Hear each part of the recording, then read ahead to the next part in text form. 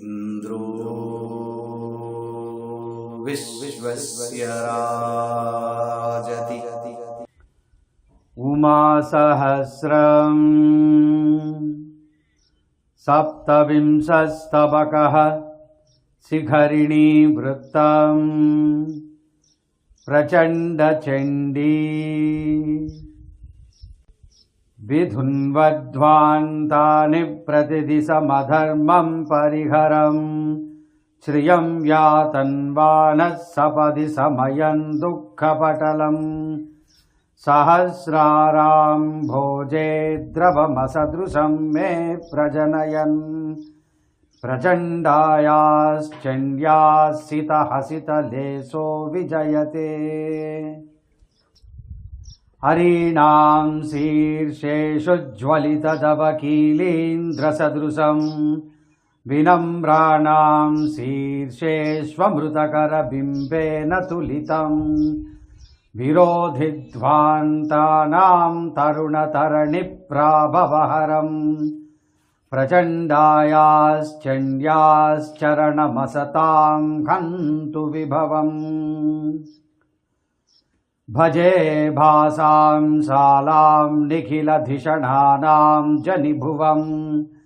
बलानामाधात्रीं निखिलभुवनेन्द्रस्य दयिताम् भजन्ते यां गीतैर्मधुसमयमाद्यत्पिकवधू कलालापाकृद्यैर्हयवदनपङ्केरुहदृशः ज्वलन्ती तेजोभिर्महिषमथने या तव तनुर्लसन्ती लावण्यैर्गिरिशरमणे या तव तनुः विना क्रोधप्रीति न किमपि तयोर्भेदकमभूत् तयोराध्या दुर्गा भवति ललितान्या मुनिनुते सहस्रं भानूनां भवति दिवसानामधिपते सहस्रं शीर्षाणां भवति भुजगानामधिपते सहस्रं नेत्राणां भवति विबुधानामधिपतेः सहस्रं बाहूनां भवति समये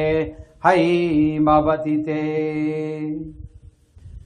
प्रसन्नो वक्त्रेन्दुर्न च नयनयोः कोऽप्यरुणिमा न कम्पो बिम्बोष्ठे स्मितमपि लसत्कासविशदम् सरोजाभपाणिः किणविरहितः कोमलतमो ज्वलच्छूलं त्वासी जननि तव शुम्भाय भयदम् वधे शुम्भस्यासीत् तव जननि या काचन तनुर्दधानाग्र्याः शक्तिः शशिकिरणसारोपमरुचिः इमां ध्यायं स्मर हरिसखि व्याकुलमिदं मनो मे विश्रान्तिं भजति भजतां कल्पलतिके यदि त्वं संहारे पटुरसि सभिद्रित्रिजगतस्तथेतत्त्वां याचे सरसि रुहगर्भादिविनुते इमे मे पाप्मानो भगवति नदन्तो बहुविधास्तदेषु प्रख्यातं प्रतिभयतमं दर्शय बलम् बिभेदोरक्रोधात् कनककशिपोरब्धितनया कुचग्रावोल्लीढैरतिसितशिखैर्यक्किलनखैः त्वया दत्ता शक्तिर्नरहरिशरीराय जगतां विनेत्रे पुंसेऽस्मै जननि रणरङ्गस्थलरमे अजेयस्त्रैलोक्यप्रकटितपताकप्पलभुजां बिडौजायत्कारागृहपरिचयी पङ्क्तिवदनः सहस्रारं साक्षाद्धृतनरशरीरं तमजयत् तवैवावेशेन प्रियपरशुरम्भद्विजशिशुः त्वदीया सा शक्तिः सकलजगदन्तेऽप्यनलसा पुरा कार्यस्यान्ते तनयमयि हित्वा नृपरिपुम् अभिक्षत्काकुत्स्थं दशमुखकुलोन्माथ विधये सहस्रांशुं हित्वा शशिनमिव घस्रे गलति भान् कृते लोकं व्राते भगवति भवत्यैव स पुरा मरिः कीर्तिं लब्धुं चतुरमतिरायाति समये त्वया लोकत्राणे जननि रचिते राक्षसवधात् यशोवाप्तुं विष्णुर्मिलति च कुतोऽप्येष निपुणः स्वरूपं ते वज्रं वियति रजसां सूक्ष्ममहसाम् उपाधिस्ते स्तोमो भवति चपला कापि तनुभा अरुद्धा ते व्याप्तिर्बलमखिल दत्तं बलनिधेः सहस्रांशस्वस्य प्रभवसि समस्तस्य च शिवे यतः कालं व्याजात् पचसि भुवनं वैद्युतमहः प्रभावात् कालीं त्वामयि विदुरतः पण्डितवराः प्रभोः शस्त्रं भूत्वा दगसि यदरीं वज्रवपुषा प्रचण्डां चण्डीं तद्भगवति भणन्त्यक्षयबले अयि त्वामेवेन्द्रं कथयति मुनिः कश्चिदजरे त्वया शस्त्राढ्यं तं भणति तु पुरस्तत्त्वविदृशिः युवां माता पुत्रौ भगवति विभाज्यौ न भवतः ततोऽधीनां द्वेधा विबुधजनगोष्ठीषु गतयः विकुर्वाणा विश्वं विविधगुणभेदैः परिणमत् विदुन्वाना भावान् भुवनगतिरोधाय भवतः वितन्वाना सर्वं चलवदचलं काचिदवितुम् विचिन्वाना जन्तोः कृतलवमपि सा विजयते प्रभाभानोर्यद्वद्भवसि सकलस्यापि तपनी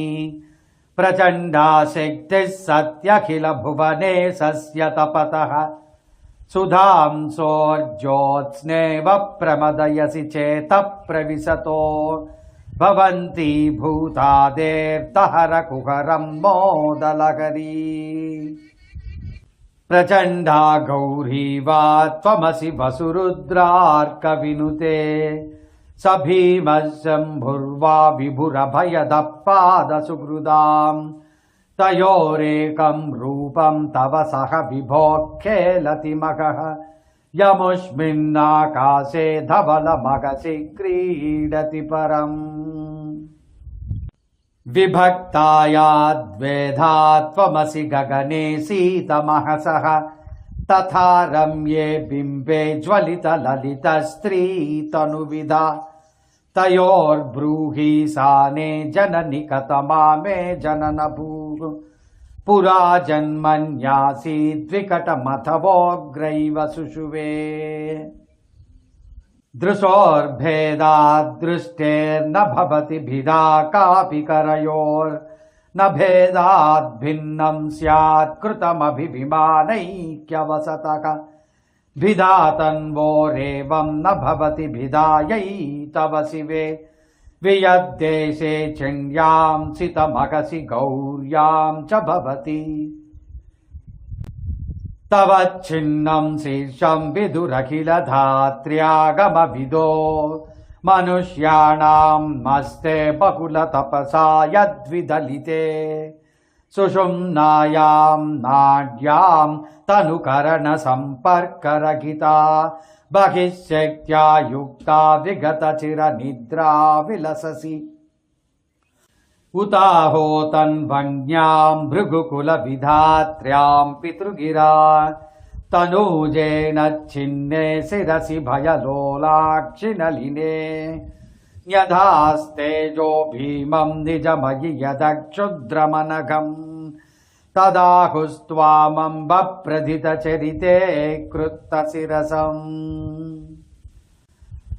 हुतं धाराज्वाला जटिलचटुले शस्त्रदहने तपस्विन्याः कायं भगवति यदाम्बत्वमविसः तदा तस्याः कण्ठप्रगलदसृजः कृत्तशिरसः कबन्धेन प्राप्तो भुवन विनुतः कोऽपि महिमा निधेस्त्वत्तो कृत्वा भगवति न लज्जे भुवि सृजन् रसक्षोणीर्वाणीस्त्वदमलयसः सौरभजुषः नृपोऽध्यानात् सूनोत्करमपहरन् भक्तिनटनम् वितन्वानस्तस्मै मुकुरुपहरं सेवक इव दधानाः सन्तोषं मनसि सुखवीनामतितराम् ददानाः प्रत्यग्रं विबुधसदसे भावमलघुम् कुलानामुत्साहं सपदि विदधानाः शिववधू पराणां शोभन्तां जगति शिखरिण्यो गणपतेः इति सप्तविंशस्तबकः इन्द्रो विश्वस्य राजति